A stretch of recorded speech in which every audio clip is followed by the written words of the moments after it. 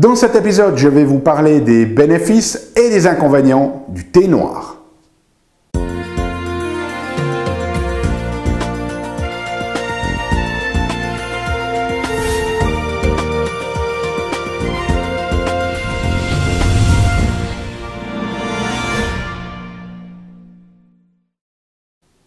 Parce que la vie est bien trop magique pour être petite et que nous avons tous besoin d'une prescription pour grandir en conscience et faire que nos rêves dévorent notre vie. Bonjour, je suis le Dr Yannick Pouli.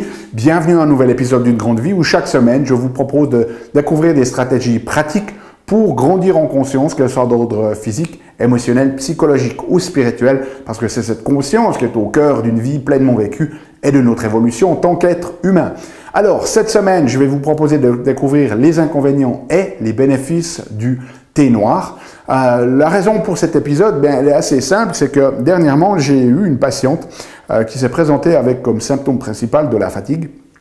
Et en fait, son médecin avait déjà déterminé qu'elle avait une carence en fer et à chaque fois qu'elle avait une injection de fer, elle se sentait mieux, mais ça ne durait vraiment pas longtemps. Et les autres causes, il y en a plusieurs, c'est pas le but de cette vidéo d'entrer dans les détails, mais de qu'est-ce qui peut participer à ces problématiques de carence en fer, avait été éliminé. Par exemple, on peut avoir des maladies cœliaques ou des syndromes inflammatoires des intestins qui vont créer des problèmes de malabsorption, etc. Ça avait déjà été éliminé. Et donc, on a fait un examen et puis il y a toute une série d'autres éléments qui peuvent causer ces fatigues, mais on n'a rien trouvé fondamentalement de très important. Et dans l'anamnèse, une des choses est venue, c'est une personne qui adorait le thé noir. Et quand on parle de thé noir, là, ça peut être juste du thé noir, du Earl Grey, du English breakfast, peu importe. Mais cette personne consommait quasiment 2 litres de thé noir par jour.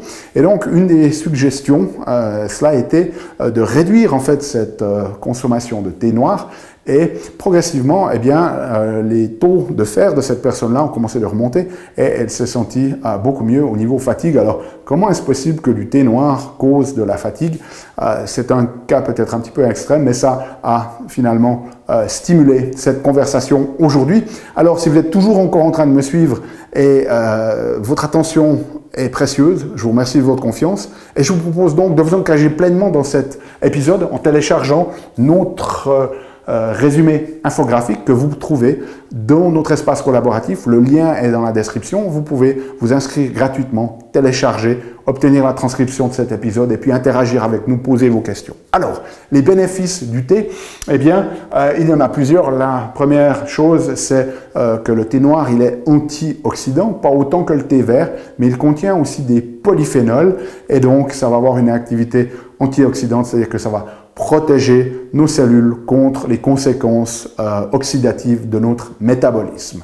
Deuxième bénéfice du thé noir, il y a des études qui montrent que la consommation régulière de thé noir a un effet cardioprotecteur, c'est-à-dire que ça diminue le risque de maladies cardiovasculaires. Troisième bénéfice, des études qui montrent que ça peut abaisser le cholestérol LDL, c'est-à-dire ce que l'on appelle le mauvais cholestérol.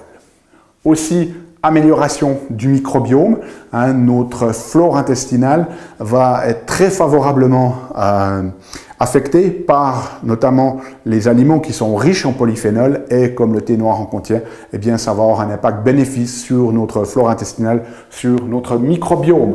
Ça peut aussi réduire l'hypertension.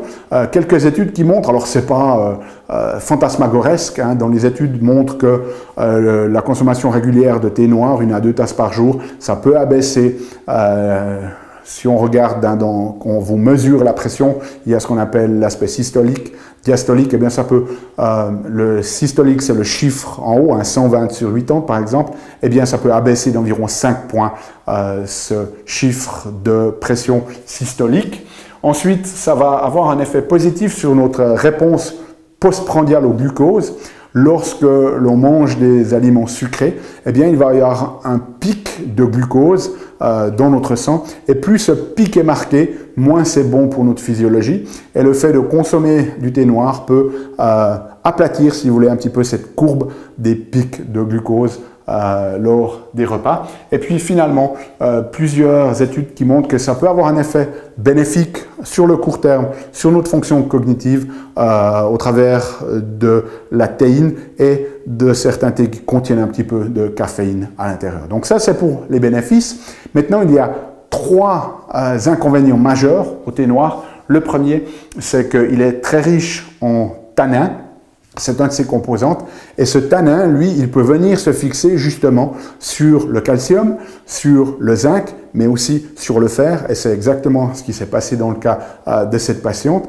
À force de consommer de hautes quantités de thé noir riche en tanins, très certainement qu'elle avait peut-être quelque chose au niveau de sa physiologie qui favorisait ça, mais le fait que ce tanin se fixe à ces éléments, ça empêche le corps de bien les absorber et ça peut amener à des carences. Okay? Autre problématique, c'est qu'ils peuvent contenir des toxines, notamment des métaux lourds comme l'arsenic, le plomb et d'autres comme le fluoride, et notamment aussi des pesticides. Ça va vraiment dépendre de la provenance. Il y a des études qui ont été faites notamment sur le thé qui vient de Chine. Une étude a même montré qu'il y avait 29 pesticides ou résidus de pesticides dans les sachets de thé. Donc soyez très vigilants si vous achetez du thé, notamment de la provenance de ces thés. Et puis troisième problématique, c'est la nocivité du sachet. Certains sachets, surtout ceux qui sont utilisés de manière industrielle, eh bien, peuvent contenir un carcinogène qu'on appelle de l'épichlorhydrine. Donc, si vous allez prendre un thé, évidemment, ça serait bien d'avoir les bénéfices sans trop avoir des inconvénients. Alors, qu'est-ce que vous pouvez faire si vous êtes un aficionado du thé ou comme nos amis anglais, vous adorez votre petite pause de thé à 16 heures? Eh bien, 3 stratégies. La première, choisissez un thé organique de haute qualité, vérifiez la provenance, soyez très vigilants sur les thés qui viennent notamment de Chine. Donc, demandez dans le magasin où vous les achetez la provenance du thé et de savoir si il est organique et s'il a été testé pour la présence de métaux lourds ou de pesticides. Ensuite, dans la continuité, vérifiez la provenance, en sachant que voilà, pays comme la Chine, plus de risque que ça soit contaminé. Et puis finalement, soit vous pouvez vérifier et demander à ce que l'on vous certifie que les sachets ne contiennent pas d'épichlorhydrine ici, mais meilleur moyen, si vous avez le moindre doute, eh bien, c'est d'utiliser du thé sans sachet, c'est-à-dire que vous achetez le thé lui-même et puis vous utilisez des petites passoires à thé pour mettre votre thé à l'intérieur de votre eau chaude. Okay? Donc voilà, une vidéo un petit peu plus courte aujourd'hui. Tout est résumé dans notre résumé infographique qui est disponible gratuitement dans notre nouvel espace collaboratif. Le lien est disponible dans la description de cette vidéo. Vous pourrez aussi, une fois inscrit, poser vos questions, interagir avec les autres membres. Et puis nous, on se retrouve la semaine prochaine pour un nouvel épisode. D'ici là, souvenez-vous, aimez la vie, émerveillez-vous et contribuez chaque jour un petit peu plus.